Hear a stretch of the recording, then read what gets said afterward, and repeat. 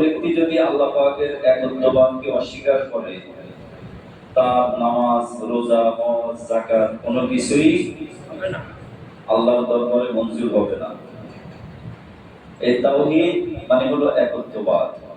কালিমা তাইয়্যিবা লা ইলাহা ইল্লাল্লাহু মুহাম্মাদুর রাসূলুল্লাহ সাল্লাল্লাহু আলাইহি ওয়াসাল্লাম।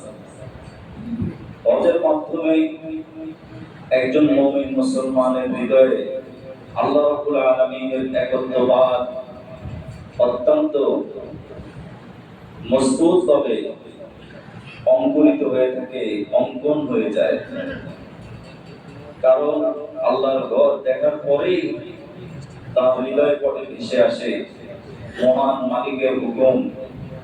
মহান মালিকের সামনে মাথা নত করতে হবে, তাওয়াফ করতে হবে, সাই করতে হবে, মিনায় অবস্থান করতে হবে, আরাফার ময়দানে অবস্থান করতে হবে, মুজদালিফায় খোলা আকাশের নিচে থাকতে হবে। এই সব কিছু তাওহীদের সংস্পর্শে, ঠিক কিনা বলেন? সেখানে কোনো বর্ণ ভেদাভেদ নেই। হৃদয়ে মনে সবারই এক বাক্য, লাব্বাইক আল্লাহুম্মা লাব্বাইক লা শারীকা লাকা লাব্বাইক। একজন মানুষ যখন হৃদয় দিয়ে, অন্তর দিয়ে কোনো কিছু উপলব্ধি করে, তখন তার থেকে সে উজ্জীবিত হতে পারে। একজন হাজী আল্লাহর ঘর দেখা মাত্রই তার আমলনামায় ৬০টা নেকি অটোমেটিক লেখা হয়ে যায় এবং গুনাহ মাফ হতেই থাকে। যতবার আল্লাহর ঘর থেকে ততবার পর্যন্ত তার আমলনামায় নেকি লেখা হতেই থাকে এবং তার ভিতরে আল্লাহ রাব্বুল আলামিনের একত্ববাদ জাগ্রত হয়। সে দেখতে পায় তার আশেপাশে বিভিন্ন শ্রেণীর মানুষ রয়েছে, বিভিন্ন দেশের মানুষ। কারো গায়ের বর্ণ সাদা, কারো গায়ের বর্ণ কালো, কেউ লম্বা, কেউ খাটো, কে কোন দেশের, কে কোন শ্রেণীর, কে কোন জাতি গোষ্ঠীর, সেখানে কোনো ভেদাভেদ থাকে না। সবাই পাশে পাশে দাঁড়িয়ে সালাত আদায় করে, তাওয়াফ করে, জিয়ারত করে, ঠিক কিনা বলেন? এটাই প্রমাণ করে যে বিশ্বের যে প্রান্তে মুসলমান থাকুক না কেন, প্রত্যেকের আশ্রয় স্থল হলো তাওহীদ, ঠিক কিনা বলেন? এজন্য এই তাওহীদ আল্লাহর পক্ষ থেকে আমাদের কাছে পবিত্র আমানত। এই আমানতের সংরক্ষণ করা, এই আমানতকে যথাযথভাবে মূল্যায়ন করা একজন মুসলমানের দায়িত্ব এবং অপরিহার্য কর্তব্য, ঠিক কিনা বলেন? আল্লামা ইকবাল চমৎকার ভাবে তিনি তাওহীদ প্রসঙ্গে বলেছেন, তাওহীদ কি আমানত সিনো মে হ্যায় হামারা। যে মুসলমানের হৃদয়ে তাওহীদের আমানত থাকবে, আশা নেই মিটানা নাম ও নিশা হামারা। এই তাওহীদের আমানতকে, এর চিহ্নকে, এর নিশানাকে পৃথিবীর কোন শক্তি মুছে দিতে পারবে না। যতক্ষণ পর্যন্ত একজন মুসলমান তাওহীদের বলে বুনিয়াদ থাকবে,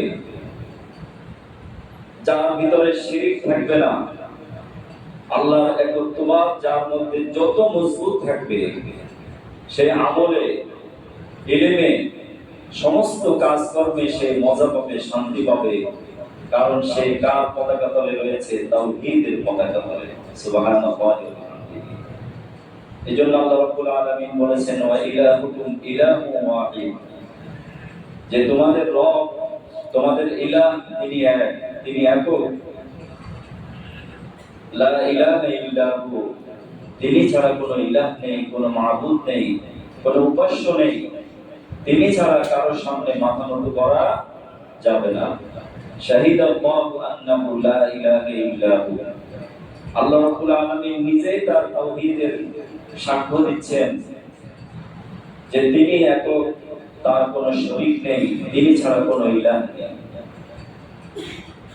নবীজি সাল্লাল্লাহু আলাইহি সাল্লামকে আল্লাহ রাব্বুল আলামিন তাওহীদ শিক্ষা দিয়েছেন।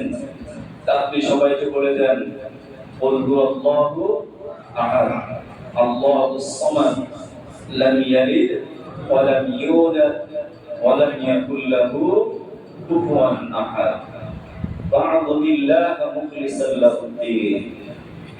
আল্লাহ রাব্বুল আলামিন তার হাবিবকে বলেন আপনি ইবাদত করেন মুখলিসান একনিষ্ঠভাবে লাহুদ্দিন জীবন বিধান হিসাবে ইসলাম এবং ঈমান এটাই আপনার সবচেয়ে বড় সম্পদ এবং হাতিয়ার। ঠিক কি না বলেন? মুহতারাম হাজিরিন, ওদের প্রধান শিক্ষাই হলো তাওহীদ। এই তাওহীদকে আমরা আমাদের হৃদয় দিয়ে ব্যক্তিতে, পরিবারে, সমাজে সর্বক্ষেত্রে যদি বাস্তবায়ন করতে পারি তাহলে ইনশাআল্লাহ এই হজের পরবর্তী যেই শান্তি, যেই সহনশীলতা, স্থিতিশীলতা এবং সারা বিশ্বে হজের পরবর্তী হাজী সাহেবদের আমলের বিনিময়ে আল্লাহ রাব্বুল আলামিন শান্তি দিবেন। ঠিক কিনা বলেন? দ্বিতীয়ত হজের শিক্ষা হলো ভাতৃত্ববোধ, উখুওয়াত। প্রিয় নবী জনাব রাসূলুল্লাহ সাল্লাল্লাহু আলাইহি ওয়াসাল্লাম তিনি জীবনে একবারই হজ করেছেন, যে হজকে আমরা বিদায় হজ বলি। দশম হিজরিতে আরাফার ময়দানে জাবালে রহমতের পাদদেশে দাঁড়িয়ে তিনি প্রায় ১০০ লক্ষ সাহাবীদের সামনে এক নাতিদীর্ঘ অত্যন্ত হৃদয়গ্রাহী, মনোমুগ্ধকর, হৃদয় টাচ করে এমন চমৎকার একটি ভাষণ দিয়েছেন, যে ভাষণকে আজ পর্যন্ত পৃথিবীর কোনো বক্তা, কোনো দার্শনিক, কোনো বৈজ্ঞানিক এর ব্যাখ্যা শেষ করতে পারেনি। নবীজির এক একটি কথা বিশ্লেষণ এবং ব্যাখ্যা বিশাল এক একটা ধর্মগ্রন্থ হয়ে যায়। সুবহানাল্লাহ। নবীজি তিনি শুধুমাত্র সেদিন ইয়া আইয়ুহাল মুমিনুন বলেননি, তিনি প্রথম সম্বোধনী করেছেন ইয়া আইয়ুহান নাস, হে মানব মণ্ডলী, ইসমাউ, তোমরা শোনো আমার কথা। হয়তোবা আজকে তোমাদের সামনে আমি সশরীরে উপস্থিত আছি, আগামী বছর তোমাদের সামনে আমি থাকবো কিনা সেটা বলতে পারি না। জানেন কে? আল্লাহ। এটাই হয়তো তোমাদের সাথে আমার শেষ সাক্ষাৎ। নবীজি এভাবে হৃদয়গ্রাহী কথা যখন শুরু করলেন, সাহাবা আজমাইন অশ্রুসিক্ত হলেন, চোখের পানি ছলছল করছে প্রত্যেকের চোখেই। নবীজি কথাগুলো তারা অত্যন্ত হৃদয় দিয়ে মনোযোগ সহকারে তারা শুনেছেন। তিনি প্রথম কথা যেটা শুরু করেছেন যে ইন্না দিমাআকুম ওয়া আমওয়ালুকুম ওয়া আ'রাদুকুম হারামুন আলাইকুম কা হুরমাতি ইয়াউমিকুম হাযা কা বালাদিকুম হাযা কা শাহরিকুম হাযা।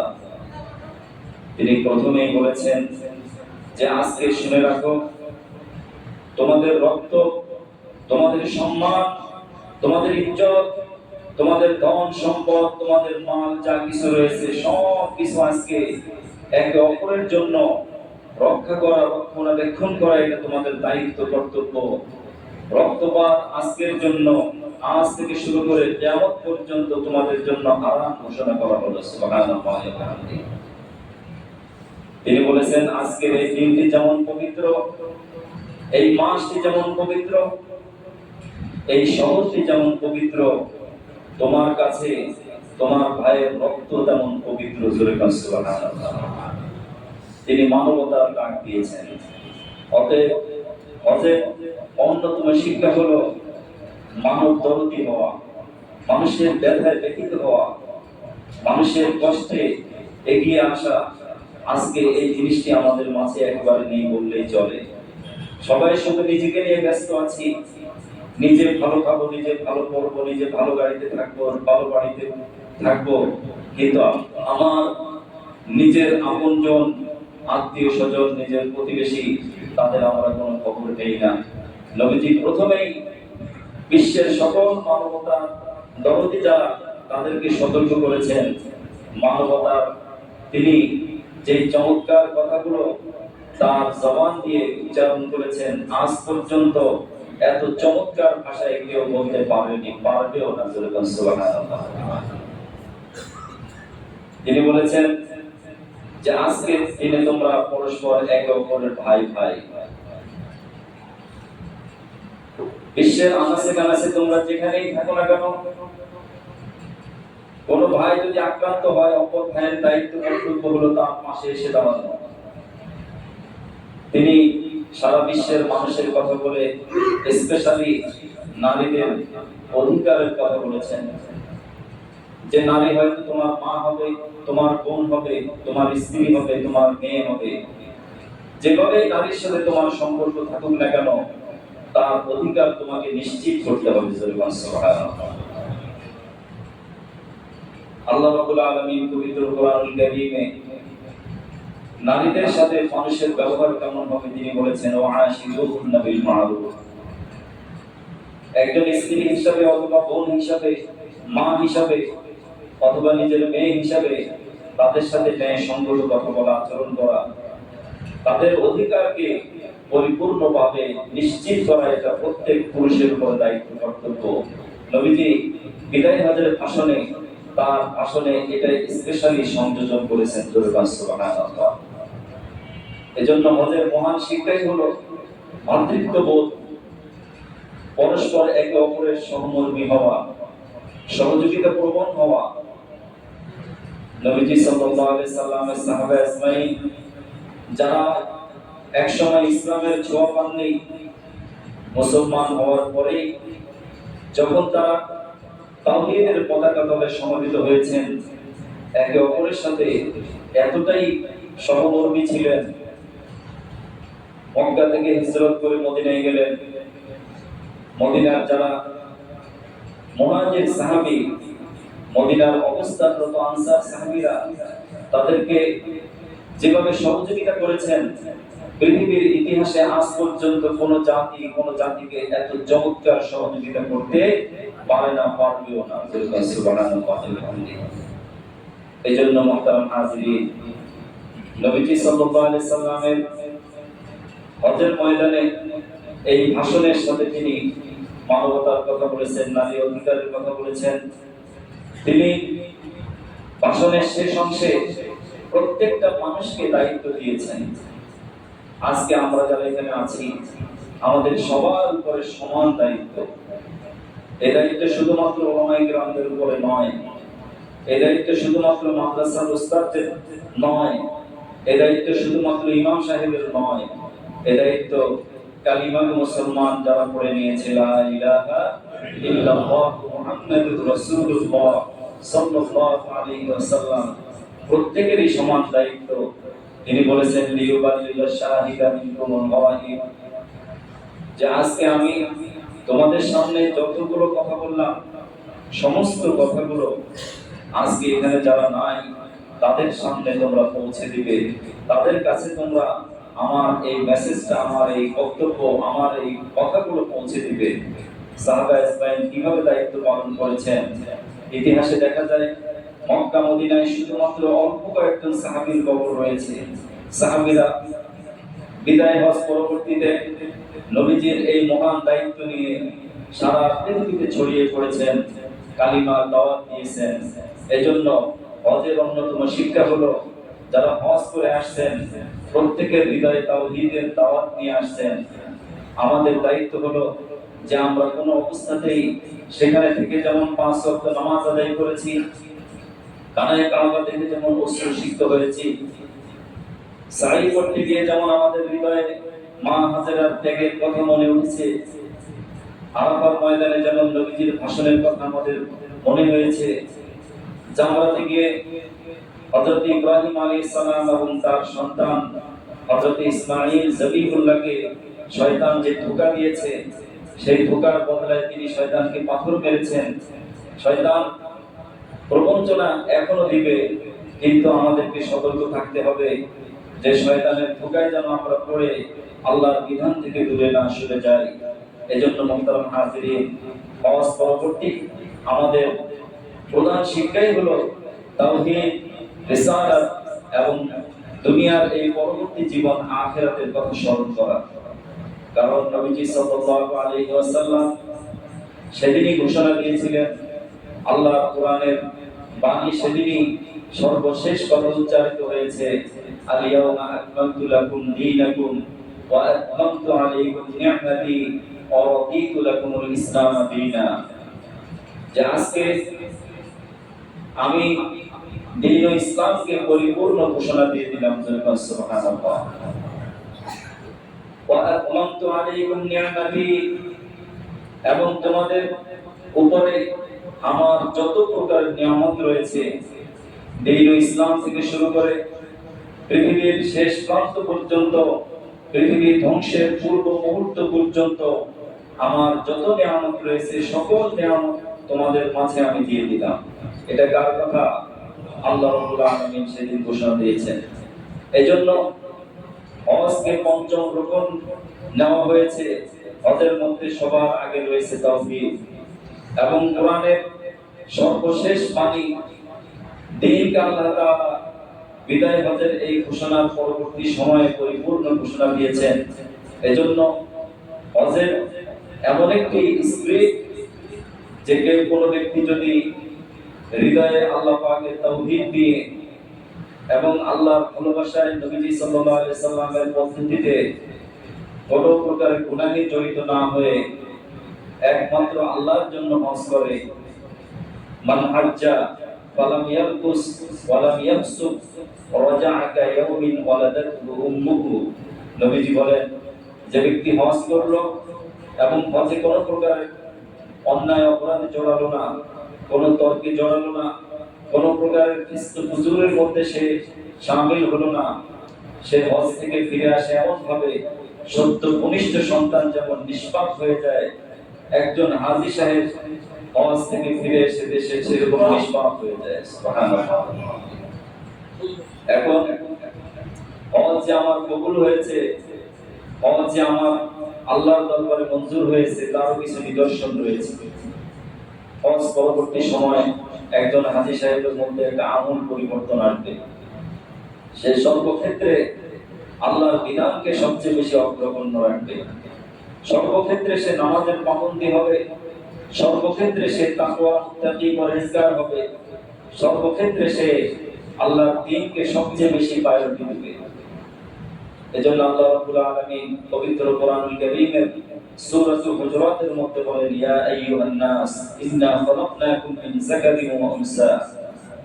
হে মানব মণ্ডলী, তোমাদেরকে আমি একজন নারী একজন পুরুষ থেকে সৃষ্টি করেছি। ওয়া জাআলনাকুম শুউবান ওয়া ক্বাবাইলা লিতাআরাফু, এবং পৃথিবীতে বিভিন্ন জাতি শ্রেণী গোষ্ঠীতে আমি মানুষকে বিভক্ত করেছি, বিভিন্ন শ্রেণী ভেদাভেদ রয়েছে, কিন্তু তোমরা আমার কাছে সেই প্রিয় হবে যে আমি আল্লাহকে সবচেয়ে বেশি ভয় করে, যার ভিতরে তাকওয়া যত বেশি, সেই আমার কাছে সবচেয়ে বেশি সম্মানিত। সুবহানাল্লাহ। ইন্না আকরামাকুম ইনদাল্লাহি আতকাকুম। এজন্য মুহতারাম হাজিরিন, আজকে কুরবানি করে আমরা, হজ করি, যাকাত দেই, বিভিন্ন আমলের সাথে আমরা জড়িত হই, কিন্তু আমাদের জীবনে কোনো পরিবর্তন আসে না। আমাদের পরস্পরের মাঝে সৌহার্দ্যবোধ নেই, সম্প্রীতি বোধ নেই। তার কারণ কি? তার কারণ একটাই, যে তাওহীদের যে চেতনা, এই স্পিরিটকে আমরা ধারণ না করেই আমরা শুধুমাত্র লৌকিকতা, লোক দেখানো এবং মানুষকে দেখানোর উদ্দেশ্যেই সকলে ইবাদত করি। এজন্য শিরকের মধ্যে অন্যতম একটি শিরক হলো রিয়া, লোক দেখানো, লৌকিকতা। যে লোকে আমাকে হাজী সাহেব বলবে, লোকে আমাকে সম্মান করবে, কত টাকা দিয়ে আমি কোরবানি করেছি, কত বড় বড় পশু আমি জবাই করেছি, কত মানুষকে আমি এভাবে গোশত দিয়েছি, কত মানুষকে আমি দান করেছি, এটা পত্রিকায় ছাপানো হবে, মানুষ দেখবে, জানবে, মানুষ আমাকে বাহবা দিবে, ফেসবুকে আমার নাম আসবে, ইউটিউবে আমার এভাবে নাম ছড়িয়ে যাবে, প্রত্যেকটা জায়গায় আমি ভাইরাল হয়ে যাব। আমি শুধুমাত্র নিজেকে প্রদর্শন করার জন্য যখন করব, এই প্রদর্শন শুধুমাত্রই থাকবে, কিন্তু আল্লাহর দরবারে সেই আমলটা কখনো মঞ্জুর হবে না। ঠিক কিনা বলেন? এজন্য আল্লাহ রাব্বুল আলামিন পবিত্র কোরআনুল কারীমে মানব জাতিকে লক্ষ্য করে বলেন, ওয়া উমিরু ইল্লা লিয়াবুদুল্লাহা মুখলিসিনা লাহুদ্দীন। মুসলিমিন ওমা উমিরু, যে তোমাদেরকে কোনো আদেশ করা হয় নাই, শুধুমাত্র একজন মুমিন একজন মুসলমান মাত্রই তাকে আদেশ করা হয়েছে লিয়াবুদুল্লাহ, একমাত্র ইবাদত করব, গোলামি করব, দাসত্ব করব কার? কার? মুখলিসান, দাসত্ব, গোলামি এবং ইবাদত এটা করতে হবে মুখলিসান। মুখলিসানের অনেকগুলো ব্যাখ্যা রয়েছে। একটি ব্যাখ্যা হলো যে ব্যক্তি নামাজ পড়বে ওই নামাজিকে দেখলেই অপর কোন ব্যক্তি মনে করবে যে সে সত্যিকারের একজন নামাজি। সুবহানাল্লাহ। যে ব্যক্তি কোরবানি দিবে সেই ব্যক্তির মধ্যে অন্য ব্যক্তিরা তাকে দেখে সাক্ষ্য দিবে যে লোকটা মানুষকে দান করে ঠিকই, লোকটা কোরবানি করে ঠিকই, আল্লাহর পথ ইয়ারত করে আসছে, তাকে দেখলে মনে হয় না সে একজন হাজী সাহেব, তাকে দেখলে মনে হয় না সে এত টাকার মালিক, দেখলে মনে হয় না সে একজন এত বড় প্রভাবশালী ব্যক্তি। নিজেকে সবসময় লুকিয়ে রাখার চেষ্টা করবে, আমলগুলো সবসময় গোপন রাখবে, কারণ গোপন আমলগুলো আল্লাহর দরবারে মঞ্জুর হয়। যে ব্যক্তি প্রদর্শনের ইচ্ছা করে মানুষকে দেখানোর উদ্দেশ্যে আমল করবে, সে আমলটাই কিয়ামতের দিন তার কোনো উপকারে আসবে না। আসবে? কোনো উপকারে আসবে না। সাহাবায়ে হযরত ইব্রাহিম আলাইহিস সালামের স্মৃতি বিজড়িত জায়গায় গিয়ে হযরত ইব্রাহিম আলাইহিস সালামকে আল্লাহ রাব্বুল আলামিন বলেছিলেন, আসলিম, হে ইব্রাহিম, তুমি খানায়ে কাবা নির্মাণ করেছো, এখন তুমি আত্মসমর্পণ করো কার কাছে? আমি আল্লাহর কাছে তুমি আত্মসমর্পণ করো, তুমি সারেন্ডার করো। তিনি বলেছেন, আসলামতু লিরাব্বিল আলামিন, আমি সারেন্ডার করলাম, আমি আত্মসমর্পণ করলাম মহান রব যিনি সারা বিশ্বের মালিক, মা রব্বুল আলামিন। আলামিন বলা হয় মা সিওয়াল্লাহু তাআলা, আল্লাহ ছাড়া পৃথিবীতে আর যা কিছু আছে সব কিছু রব যিনি কে? আল্লাহ ছাড়া পৃথিবীতে যা কিছু আছে সব কিছু আলামিন। হযরত ইব্রাহিম আলাইহিস সালামকে আল্লাহ তাআলা বলেছেন, আসলিম, পরিপূর্ণভাবে আত্মসমর্পণ করো। তিনি সম্পূর্ণ আত্মসমর্পণ করে বলেছেন, রব্বুল আলামিনের কাছে আমি আত্মসমর্পণ করলাম। এজন্য একজন হাজী সাহেব তার ভিতরে যখন সে এভাবে সাই করবে, মা হাজেরার সেই দৌড়ানোর কথা তার স্মৃতিপটে জেগে ওঠে। স্বাভাবিকভাবে একজন নারী হযরত ইব্রাহিম আলাইহিস সালাম যখন কলিজার টুকরা সন্তান সহ একজন মাকে নির্জন জনমানবহীন জায়গা, যেখানে কোনো বাড়ি ঘর নেই, শুধু চারিদিকে শুধু মরুভূমি আর মরুভূমি, কোনো পানিও নেই, এমন একটি নীরব জনবিচ্ছিন্ন জায়গায় তাকে রেখে আসছেন। কতটা বারবার আমাদের মনে করা দরকার, কেন হযরত ইব্রাহিম আলাইহিস সালাম কাজটি করেছেন। এই কাজের পিছনে আমাদের জন্য শিক্ষা রয়েছে। একজন নারী, একজন মা সন্তানের জন্য কত কষ্ট করে, সন্তানকে কত কষ্ট করে লালন পালন করে, সন্তানকে কষ্টের পরে তাকে আস্তে আস্তে করে বড় করে। একজন মা হাজেরা আজ পর্যন্ত যদি সমাজে থাকতো, তাহলে ওই মায়ের গর্ভে ইসমাঈল জবিহুল্লাহ অবশ্যই জন্মগ্রহণ করতো। ঠিক কিনা বলেন? এজন্য মা হাজেরার প্রয়োজন আছে। হযরতে মারিয়াম আলাইহিস সালামের মতো মা দরকার আছে, আছে না নাই? এই ধরনের মা আজকে সমাজে নাই, যার কারণে সন্তানরা নেই, সন্তান হচ্ছে না। মা হাজেরাকে যখন ইব্রাহিম আলাইহিস সালাম রেখে যাচ্ছেন, বারবার তিনি তার স্বামীর দিকে তাকান। হযরত ইব্রাহিম আলাইহিস সালাম মা হাজেরার দিকে তাকান না, কারণ নির্দেশ দিয়েছেন তিনি কে? আল্লাহর নির্দেশে সন্তানকে রেখে আসছেন। মা হাজেরা অবশেষে যখন দৃষ্টি থেকে অনেক দূরে চলে গেছে, চিৎকার দিয়ে বলছেন, এখানে বুঝি আল্লাহ নির্দেশে আমাকে আমার এই কলিজার টুকরা ছোট্ট মাসুম বাচ্চাকে রেখে যাচ্ছেন। হযরত ইব্রাহিম আলাইহিস সালাম বললেন, তিনি মাথা এভাবে নাড়িয়ে বললেন যে হ্যাঁ, আল্লাহর নির্দেশে শুধু রেখে যাচ্ছি। তিনি দোয়া করলেন, সেই দোয়াটা কিয়ামত পর্যন্ত এত বেশি মঞ্জুর হয়েছে, কিয়ামত পর্যন্ত মক্কায় মদিনায় কোনোদিন অভাব দেখা দিবে না। জোরে বলুন সুবহানাল্লাহ। তিনি দোয়া করেছেন, রব্বানা ইন্নী আসকানতু মিন যুররিয়াতি বিওয়াদিন, হে আমার রব, হে আমার প্রভু, আমার এই কলিজার টুকরা সন্তানকে, আমার স্ত্রীকে এমন একটি জায়গায় রেখে যাচ্ছি, গায়রে যী জারঈন, এখানে কোনো ক্ষেত খামারি নেই, সবুজের কোনো সমারোহ নেই, কোনো মানুষের বসতি নেই, কোনো পানি নেই, এমন একটি জনবিচ্ছিন্ন জায়গায় রেখে যাচ্ছি, একমাত্র তোমার হাতে সুপর্দ করে। তুমি রক্ষার মালিক কে? তিনি আল্লাহর কাছে দোয়া করলেন, আল্লাহ রাব্বুল আলামিন দোয়াটা মঞ্জুর করে নিলেন। এজন্য ওই সাই করার সময়, জমজমের পানি পান করার সময় আমাদের মসজিদে জেগে ওঠে হযরত হাজরার এই ত্যাগের কারণে।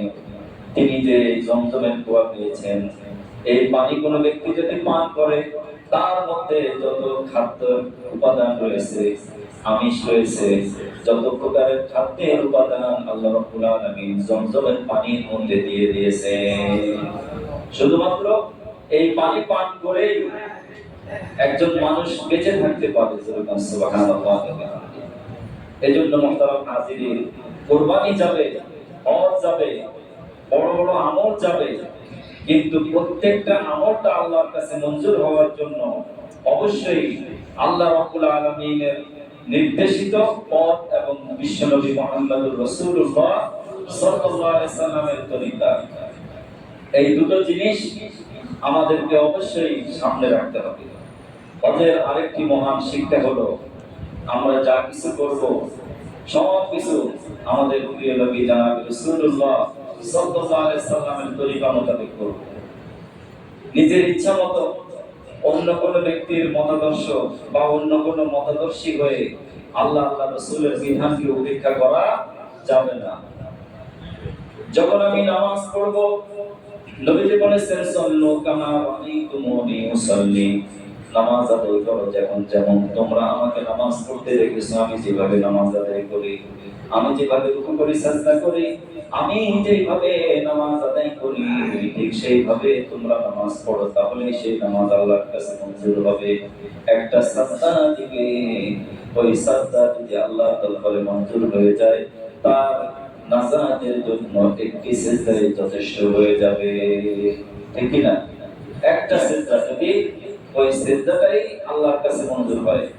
এজন্য বান্দার যত আমল রয়েছে, সমস্ত আমল এর মধ্যে সিজদাটা এমন একটি গুরুত্বপূর্ণ আমল, যে কোনো ব্যক্তি সিজদা গেলে আল্লাহর সাথে, বান্দার সাথে আর কোনো পর্দা থাকে না, সরাসরি সে আল্লাহ রাব্বুল আলামিনের একেবারে নিকটবর্তী হয়ে যায়। অসজুদ ওয়াক্তারি।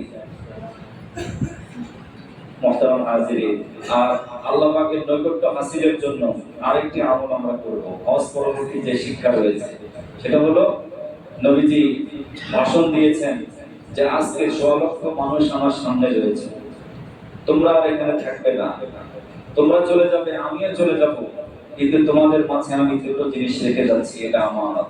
এক নম্বর হলো কিতাবুল্লাহ। এক নম্বর কি? কিতাবুল্লাহ মানে কি? কোরআন। এক নম্বর কোরআন, এই কোরআনকে তোমরা আঁকড়ে ধরবে।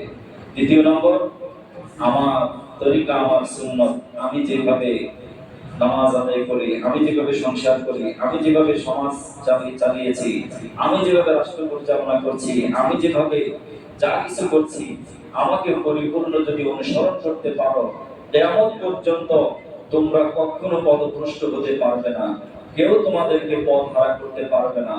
এই দুটো জিনিসই তোমাদেরকে তোমাদের কাঙ্ক্ষিত লক্ষ্যে পৌঁছাতে সাহায্য করবে। এক নম্বর কি? আল কোরআন। দুই নম্বর